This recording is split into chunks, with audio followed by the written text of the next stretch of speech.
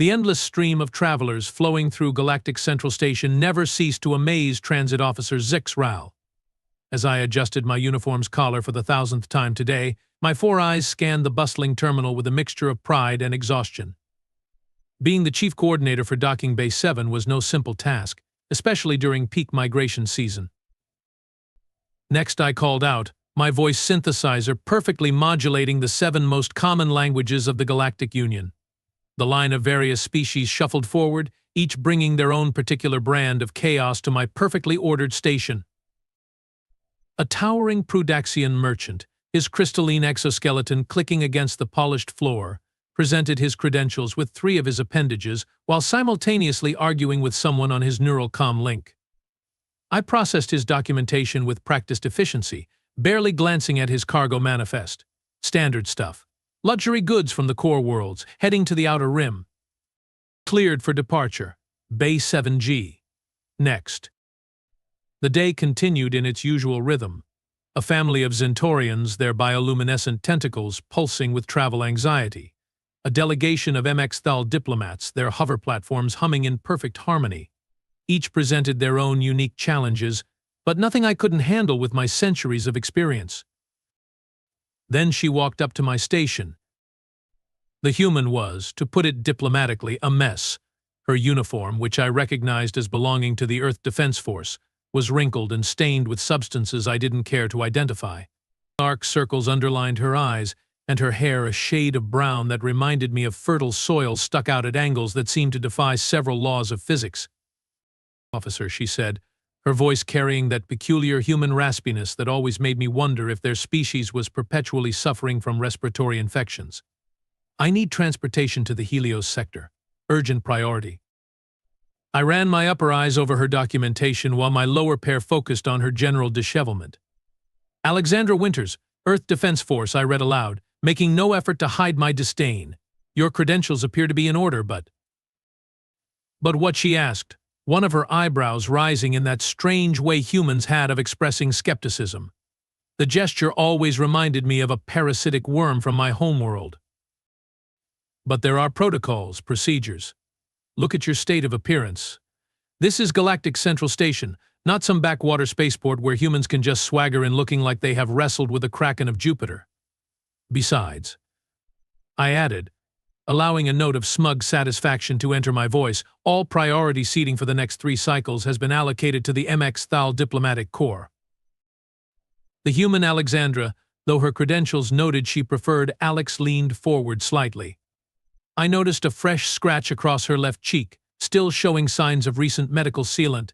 "Officer Zix Rao," she said. "Reading my name from my badge, I understand protocols. I respect them. But right now, I need to get to the Helios sector, and I need to get there fast." "Perhaps," I suggested, my voice dripping with false helpfulness, "you should have considered that before presenting yourself in such a state. The Galactic Union has standards, you know. We can't have just anyone claiming priority status. Especially not." I paused for effect, all 4 of my eyes blinking in sequence, ... humans. The corners of her mouth twitched, and for a moment I thought I detected something dangerous in her expression. But no, humans were a newly admitted species to the Union. Barely 3 centuries of spaceflight to their name. What could this disheveled soldier possibly do?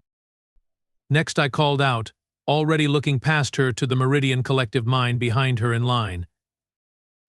That's when the emergency broadcast began flashing across every screen in the terminal. The emergency broadcast bathed the terminal in pulsing red light. My antennae tingled as the neural feed pumped information directly into my consciousness. The message originated from the Helios sector, specifically from Governor Cruel Mar of the Asteria colony. "This is an emergency transmission to all Galactic Union stations." Cruel Mar's voice rang out, his usual diplomatic polish replaced by raw emotion. "I must share news of extraordinary heroism that occurred in our sector mere hours ago." The human soldier Alex stood perfectly still now, her expression unreadable. Around us, travelers of all species stopped to watch the broadcast, their various appendages, tentacles, and sensory organs, all focused on the floating holoscreen. 12 hours ago, our colony faced extinction," Cruel Mar continued. "A previously dormant volcanic system beneath our primary settlement became active without warning. Our evacuation protocols proved insufficient against the unprecedented scale of the disaster. That's when human Lieutenant Alexandra Winters arrived. My lower eyes darted to Alex, who seemed suddenly fascinated by a spot on the floor. The scratch on her cheek caught the red emergency lighting, and I realized with a start that it looked like a burn. What you are about to witness was recorded by our security systems. The broadcast shifted to footage showing a massive underground cavern. Streams of molten rock poured through fissures in the walls, while thousands of Asterian colonists huddled on a rapidly shrinking safe zone. The temperature readout in the corner of the footage climbed steadily higher. Then a figure in an Earth Defense Force uniform appeared, rappelling down from an access shaft.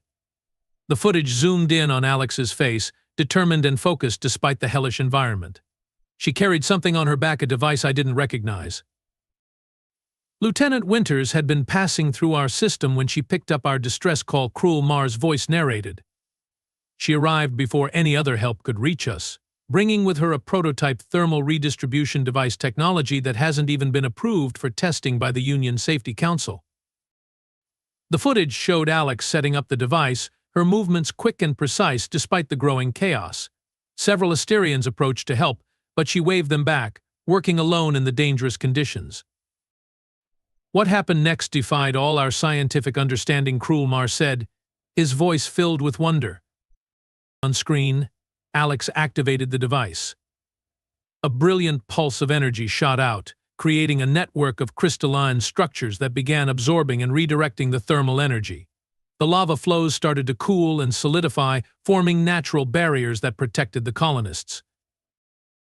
The device overloaded after only 10 minutes, Cruel Mars continued.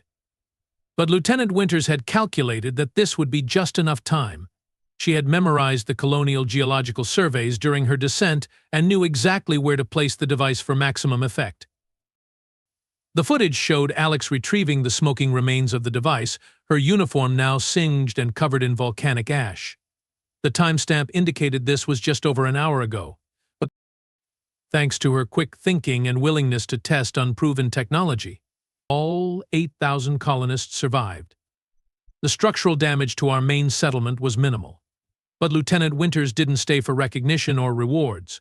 She insisted on immediately departing for the Helios sector's main Union embassy, stating that her device's success needed to be reported so similar systems could be deployed to other volcanic worlds. My antennae drooped with shame as I remembered my earlier words about humans and their standards. The footage ended, returning to Cruel Mars' face. I am hereby officially requesting that all Union facilities grant Lieutenant Winters maximum priority clearance. Her actions today exemplify the highest ideals of the Galactic Union, and her continued mission may save countless more lives. The broadcast ended. The terminal remained eerily quiet, hundreds of beings from across the galaxy staring at the disheveled human before my station. The dirt on her uniform wasn't dirt at all, it was volcanic ash. The medical sealant on her cheek covered a burn from superheated air. And her urgency. The embassy, Alex said quietly, breaking the silence. I really do need to get there. Sir, she added the honorific without a trace of sarcasm, despite my earlier treatment. My voice synthesizer crackled as I tried to speak, emotion disrupting its usual perfect modulation. I, of course. Yes. Right away my upper eyes couldn't meet her gaze as my lower pair frantically began processing her priority clearance. Base 7A. The diplomatic transport. It leaves in 3 minutes. She nodded once and turned to go. Before she could walk away, my voice synthesizer finally cooperated. Lieutenant Winters. She paused. Thank you, I said, for showing me what Union standards truly look like. A small smile crossed her face, not smug, not superior, just tired and genuine. Then she headed for Base 7A, leaving me to ponder how many more assumptions about humans I might need to reconsider. The security footage from the Asterian colony continued playing on my personal terminal long after Lieutenant Winters had departed. As a transit officer, I had security clearance to access the full, unedited records. What I saw made my exoskeleton tingle with a mixture of terror and amazement. The crisis had begun during the colony's rest cycle. Seismic sensors registered the first tremors at 0300 local time, but no one expected the scale of what would follow. Within minutes, the underground magma chamber that had lain dormant for millennia ruptured its ancient seals. The colony's automated systems began evacuation protocols immediately. Asterian citizens, their bioluminescent skin pulsing with fear patterns, crowded into the emergency shelters. But the designers had never anticipated a catastrophe of this magnitude. The heat shielding wouldn't last more than an hour against temperatures that were climbing past 2,000 degrees Kelvin. Governor Cruel Mar's voice crackled over the emergency channel. Attention all vessels within range. This is a Priority 1 distress call. We have 8,000 souls trapped in Shelter Complex B. Our heat shields are failing. Estimated survival time 52 minutes. The response from nearby Union ships was immediate but futile. The closest rescue vessel was 3 hours away. The colony's fate seemed sealed. Then a different voice cut through the channel. Asteria Colony, this is Lieutenant Alexandra Winters, Earth Defense Force. I'm 20 minutes out in a scout ship. Hold position. The colony's sensor officer, his skin flashing patterns of confusion, turned to Cruel Mar. Sir, that vessel is a Class 3 scout ship. No rescue capabilities, no heavy equipment. Just one human operator. Cruel Mar's response was interrupted by Winter's voice again, requesting all geological survey data for your primary cavern system. And I need to know if you have any liquid nitrogen reserves. The next few minutes showed a flurry of activity as colony systems transferred massive data packages to Winter's ship. Her responses came in quick, clipped tones. Got it. Good. Okay, that might work. Stand by. Through the external cameras, I watched her scout ship execute a landing that violated at least 15 safety protocols. The small vessel screamed through the entry tunnel, its hull barely clearing the rocks, and landed hard enough to crack its landing struts. Winters emerged wearing what looked like a modified environment suit. The colonists' confusion was evident in their light patterns. The suit appeared cobbled together from spare parts, with additional cooling systems jury-rigged to its surface. Governor, she said, hauling out a device that looked too large for her to carry alone, I need your people to clear a path to the main thermal vent, and I need every drop of liquid nitrogen you have. Cruel Mar, to his credit, didn't waste time questioning her. The nitrogen reserves are for emergency cooling of our quantum computers. Using them will destroy decades of research data. Better than losing 8,000 lives. Winters was already moving, the massive device balanced precariously on her environmental suit's enhanced frame. This is a prototype thermal redistributor. It's not rated for these conditions, but the nitrogen should keep it stable long enough. I paused the footage, zooming in on the device. The design was distinctly human, a chaotic mixture of cutting-edge technology and what appeared to be manual override controls. No union engineer would ever approve such a design. Our technology emphasized reliability through simplicity. This machine looked like it had been built by someone who considered backup systems for their backup systems and then added manual controls just in case everything else failed. Resuming playback, I watched as Winters directed the colony's engineers to help her position the device. The ground shook continuously now. Emergency force fields flickered as their power supplies struggled against the rising heat. The plan is simple, Winters explained, her voice steady despite the chaos. This device creates a crystalline lattice that channels and redirects thermal energy. We are going to use the nitrogen to supercool it beyond its safety limits. When the lattice forms, it should redirect enough heat to stabilize the chamber. One of the engineers, his skin pulsing emergency patterns, spoke up. Lieutenant, the energy calculations alone would take our computers hours to process. How can you be sure? Winters didn't look up from her work as she answered. I did the math on the way down. She paused, connecting another coolant line. Most of it anyway. The rest is, call it an educated guess. The footage showed the next few minutes in excruciating detail. Winters worked with a precision that seemed at odds with the apparent recklessness of her plan. Every connection was checked 3 times. Every power reading was verified. She had the engineers position emergency shields at specific angles, creating a complex geometric pattern around the device. The temperature continued to rise. The main heat shields were at 97% capacity. In the shelter, thousands of Asterians huddled together, their combined fear patterns creating a haunting light show. Activating in 3, 2, 1. The device hummed to life. Crystalline structures began forming in the air, spreading outward in a complex three-dimensional web. The liquid nitrogen pumped through the system at rates far beyond its design specifications. Then something went wrong. A power surge ripped through the device. Winters lunged forward, bypassing the automated systems and grabbing the manual controls. Her hands moved across them in a blur, adjusting dozens of parameters simultaneously.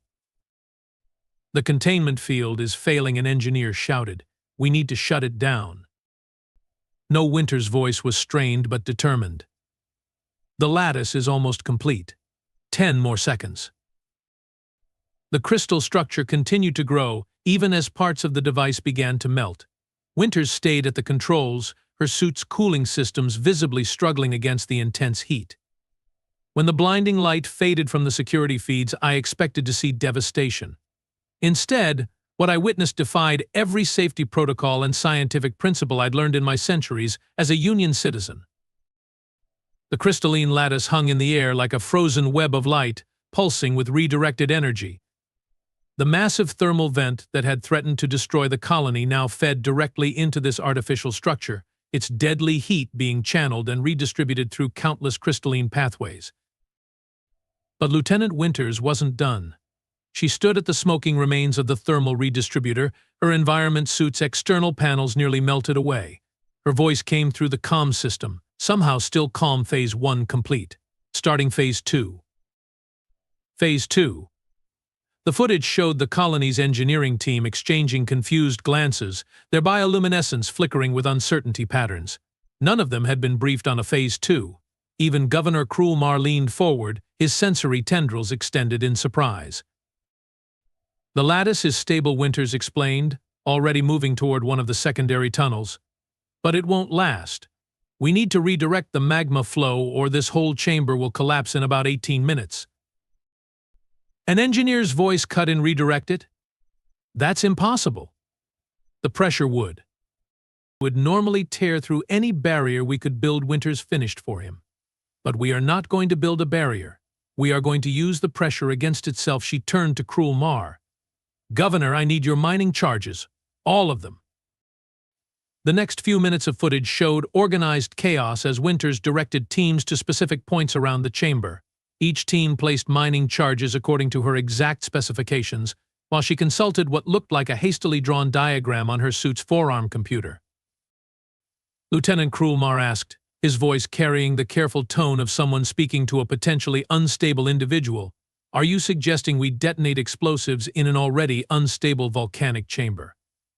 "Exactly." Winters checked another charge placement. "But timing is critical. When I give the signal, they need to detonate in precise sequence. Each explosion will create a pressure wave. If timed correctly, the waves will interfere with each other and force the magma flow to take the path of least resistance." "And where is this path of least resistance?" Winters pointed to an ancient lava tube that led away from the colony. A tunnel connects to an empty magma chamber about 2 kilometers down. The geological survey shows it's big enough to handle the flow, and it's reinforced by natural basalt formations. We just need to convince the magma to go there instead of here. The engineer team's bioluminescence shifted to patterns indicating extreme skepticism. One of them spoke up. The mathematical precision required for such a sequence would be already calculated. Winters interrupted, tapping her forearm computer. Did it while setting up the thermal redistributor. The hard part was converting the numbers to account for local gravity and pressure variations. Speaking of which, she glanced at a readout. "We have 12 minutes before the lattice fails. Places, everyone." The next 10 minutes of footage showed the most precisely choreographed disaster response I have ever witnessed. Winters coordinated teams through multiple comm channels simultaneously, positioning them with the kind of accuracy usually reserved for quantum measurements. Her voice remained steady, but I noticed her hands shaking slightly from exhaustion and heat stress. Charges set came the final confirmation.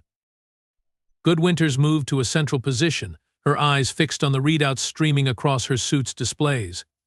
"On my mark, follow the detonation sequence exactly. A half-second delay could collapse the entire chamber." The tension in the chamber was visible even through the security footage. The crystalline lattice above them pulsed with increasingly unstable energy patterns. Small rocks fell from the ceiling as seismic activity increased. In the shelter, 8,000 Asterians watched their screens with their luminescence dimmed to near darkness, a sign of extreme stress in their species. Sequence starting in 3, 2, 1, mark. The first explosion was almost anticlimactic, a small pop that barely registered on the sensors. But it was followed by another, then another, each precisely timed. The detonations moved in a complex pattern around the chamber, creating invisible waves of pressure that intersected and reinforced each other. For a moment, nothing seemed to happen.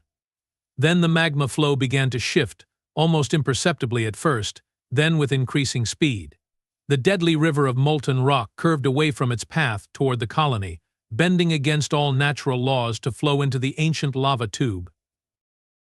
Its working, an engineer's voice carried clear triumph. The pressure readings are. That's when the crystal lattice began to collapse. Winter's voice cut through the growing chaos. Everyone out. The heat sink is failing faster than calculated. Governor, get your people back.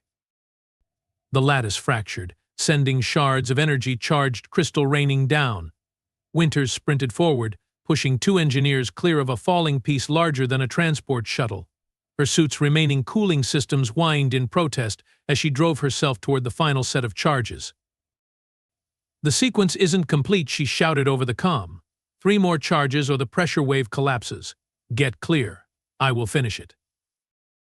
The footage showed her running through a storm of falling crystal and rising steam, manually triggering each charge as she passed. The timing had to be perfect, even as the chamber crumbled around her. 2 charges left. Then 1. The final explosion triggered just as a massive crystal shard struck the ground where Winters had been standing seconds before. The security feed went dark for several moments, filled with static and interference. When it cleared, the chamber had transformed. The magma flow was completely diverted, disappearing into the ancient lava tube with a sound like distant thunder. The remains of the crystal lattice dissolved into harmless light, leaving behind air that was hot but breathable. And there, emerging from a cloud of steam like some ancient warrior from human mythology, came Lieutenant Alexandra Winters. Her environment suit was in tatters, its cooling systems completely burned out. The scratch on her cheek had reopened, leaving a trail of red human blood mixing with the soot on her face. But she was smiling. "Colony Command," she said, her voice hoarse but clear. "Magma flow is successfully diverted. Chamber stability at 89% and rising. Request permission to submit a rather lengthy equipment replacement requisition form." The laughter that erupted through the command channel carried the slightly hysterical edge of people who had just witnessed the impossible. Even Governor Cruelmar's bioluminescence shifted to patterns of joy and disbelief. "Permission granted, Lieutenant," he replied, "though I suspect the Union Science Council will have quite a few questions about your methods." "Just doing my job." Sir Winters started walking toward the exit, her movements showing the bone-deep exhaustion she'd been hiding. "But if it's all the same to you, I should probably report to the sector embassy before someone decides this incident requires a few decades of safety reviews." The security footage ended, leaving me staring at my terminal in stunned silence. Around me, the galactic central station had transformed. The usual bustle of travelers had given way to clusters of beings from dozens of species, all discussing what they'd just witnessed on the emergency broadcast. A Prudaxian merchant who had passed through my checkpoint earlier approached my station again. "That human," he said, his crystalline form reflecting the station lights, "she saved my bondmate. My bondmate works in the Asterian colony's quantum research division." Before I could respond, others joined in. A Zentorian family's tentacles glowed with gratitude patterns. They had relatives in the colony. 2 MX-Thal diplomats, who had been so insistent on their priority seating earlier, now quietly requested their travel arrangements be altered to accommodate Lieutenant Winters. My own perspective had shifted so dramatically it made my antennae ache. I had dismissed her based on appearance, on predetermined notions about her species. Now, reviewing the footage again, I saw details I had missed in my initial prejudice. The wrinkles in her uniform? Each one told the story of movement, of action, of someone who prioritized saving lives over maintaining appearances. The dark circles under her eyes spoke of continuous calculation, of running complex mathematical sequences while in transit to save precious minutes. Even her insistence on immediate transport to the embassy revealed forethought. She knew her unorthodox methods would need official documentation before they could help other colonies. My communication panel lit up with an incoming priority message. Governor Cruel Mar himself, requesting an update on Lieutenant Winter's travel status. I confirmed she had boarded the diplomatic transport, trying to keep my voice synthesizer steady as I explained my initial reluctance to grant her priority access. Ah, Cruel Mar said, his tone carrying understanding rather than condemnation. You reacted as many of us did, Officer Zexral. Humans are unpredictable by Union standards. They combine reckless action with precise calculation in ways that seem contradictory to more established species. The thermal redistributor, I said, my curiosity overwhelming my professional demeanor. It wasn't approved for testing. How did she even have it? Cruel Mar's bioluminescence flickered with what I recognized as amusement. She mentioned something about borrowing it from a research facility. Apparently, she left a note promising to return it after testing under field conditions. The sheer audacity of it made my exoskeleton tingle. Borrowing experimental technology, calculating complex pressure wave interactions while flying a ship, improvising solutions that violated dozens of safety protocols, and all of it done with a certainty that bordered on prophecy. Sir, I asked, do you think she knew it would work? The precise timing of the explosions, the crystal lattice, all of it. I asked her that before she left. Cruel Mar replied. She said something quite remarkable. She said, according to my calculations, it had a 47% chance of complete success, but a 47% chance of saving everyone was better than a 100% chance of saving no one. Around me, the station's atmosphere had changed. Species that normally kept to their own kinds were mingling, discussing what they'd witnessed. A young Asterian, their bioluminescence bright with excitement, was explaining to a group of varied species how the crystal lattice had looked from inside the shelter. A Union engineer was arguing with a thal scientist about the theoretical possibilities of Winter's pressure wave calculations. My terminal pinged with an update. The diplomatic transport carrying Lieutenant Winters had departed on schedule.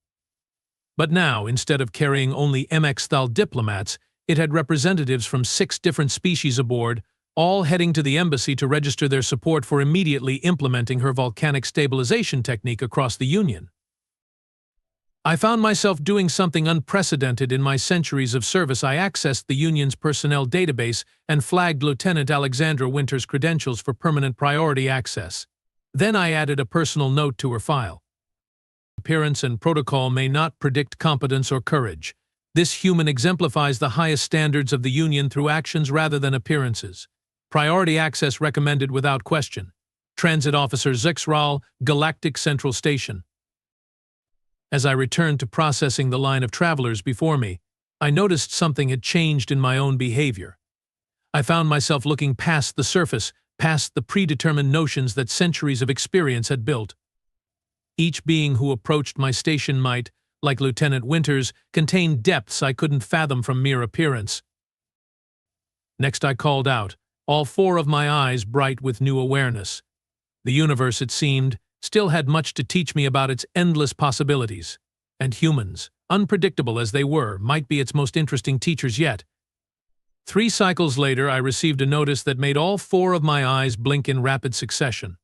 The Union Council had approved an emergency measure, fast-tracking the implementation of what they now called the Winters Protocol across all volcanic colony worlds. The thermal redistribution technology, combined with her precise pressure wave calculations, had already saved 2 more colonies from similar disasters.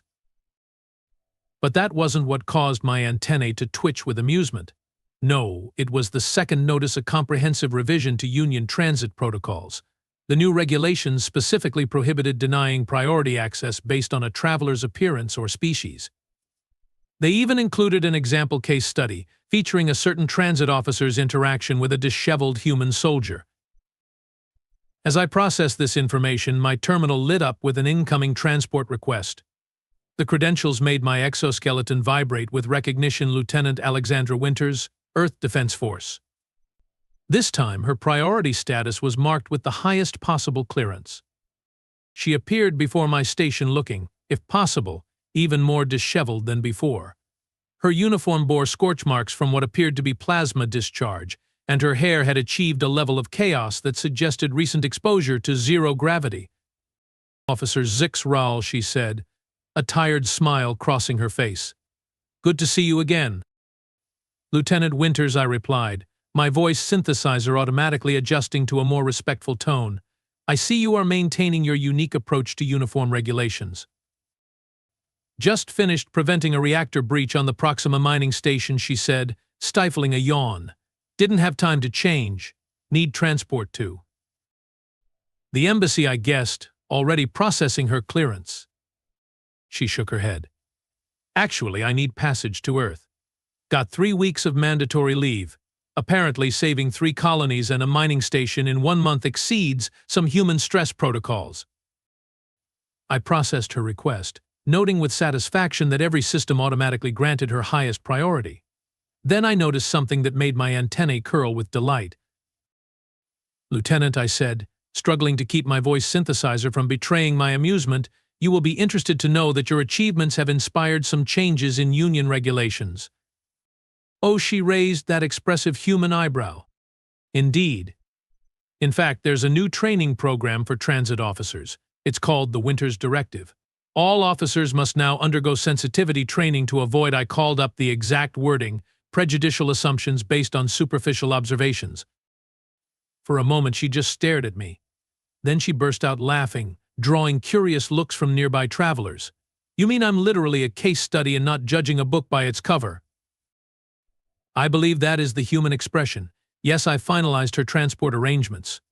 Though I must say, Lieutenant, your current appearance would still fail at least 7 of the old protocol standards. "Only 7, she grinned, gathering her scorched travel bag. "I must be losing my touch." As she walked toward her departure gate, I noticed something that perfectly summed up everything I had learned about humans. On the back of her burned uniform, someone had written in what appeared to be reactor coolant safety third results first. The galaxy would never be quite the same. And that, I realized, was probably for the best.